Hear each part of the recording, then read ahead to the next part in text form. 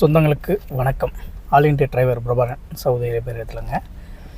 இவரோட பெயர் எத்தனை பேருக்கு ஞாபகம் இருக்கும்? அவர் யார்? எப்படிப்பட்ட ஒரு மனிதர்? இப்போ அவர் இருக்கிறாரா இல்லையா? எத்தனை பேர் அவங்களோட பாட்டை கேட்டிருக்கீங்க?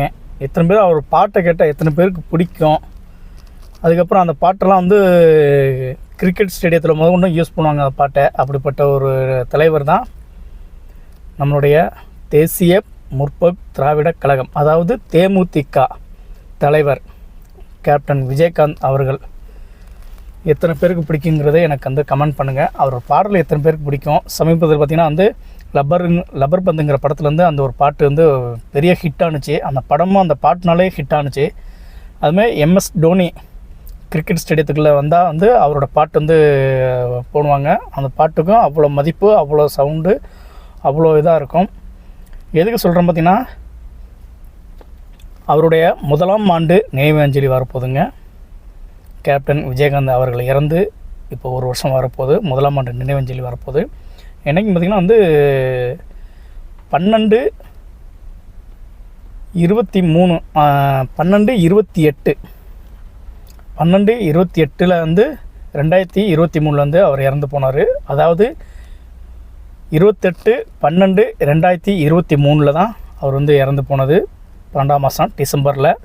எல்லோருக்கும் ஞாபகம் இருக்கும். டிசம்பர் மாதம்னாவே நம்ம மறக்க முடியாமல் ஒரு நினைவுகள்லாம் வரும். அந்த புயல், மழை, இந்த மாதிரி தலைவர்லாம் இறந்ததெல்லாம் ஒரு ஞாபகம் வரும். அம்மா ஜெயலலிதா அவர்கள் டிசம்பர் மாதத்தில் இறந்தாங்க. 8ஆம் ஆண்டு நினைவஞ்சலி கொண்டாடினாங்க டிசம்பர் 5ஆம் தேதி. அதேமாதிரி MGR அவர்களும் அதே மாதிரி தான் வரும். இப்போ கேப்டன் தலைவர் விஜயகாந்த் அவர்களின் 1ஆம் ஆண்டு நினைவஞ்சலி வருகின்ற 28/12/2024 1ஆம் ஆண்டு நினைவஞ்சலி வரப்போகுது. நல்ல ஒரு மனிதர் அவர். திரையுலகம் சரி, திரையுலகம் தாண்டியும் நல்ல சாதனை பிடிச்சி கட்சி ஆரம்பித்த பீரியடே எதிர்கட்சிங்கிற தலைவர் அந்தஸ்து கொண்டு வந்தவர் தான் கொட்டு முரசுங்கிற ஒரு சின்னம். என்னப்பா அவரை பற்றி பேசுகிறேன்னா எனக்கு ரொம்ப பிடிச்ச தலைவருங்க. நான் கட்சியில் கிடையாது, பட் ரொம்ப எனக்கு அவரை பிடிக்கும். அவரோட சாங் நல்லா பிடிக்கும். சினிமாவை மிஞ்சியும் அரசியலையும் அதே மாதிரி நடத்தினார்.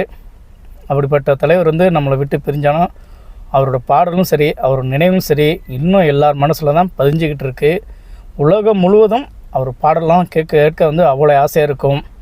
மெலடி சாங்கும் சரி, நல்ல ஒரு அடிப்பாடல் சாங்கும் சரி, எந்த ஒரு பாடல் போட்டாலுமே அதிகமாக நல்லாயிருக்கும். அது மாதிரி ஆடல் பாடல் நிகழ்ச்சிலையும் அவரோட பாடல் இடம்பெறும். அப்படி ஒரு பாட்டு இருந்தாலும் ஹிட்டான பாட்டெல்லாம் இருக்குது. 1ஆம் ஆண்டு நினைவஞ்சலி உங்களுக்கு எத்தனை பேருக்கு பிடிக்குங்கிறத எனக்கு மறக்காமல் கமெண்ட் பண்ணுங்கள்.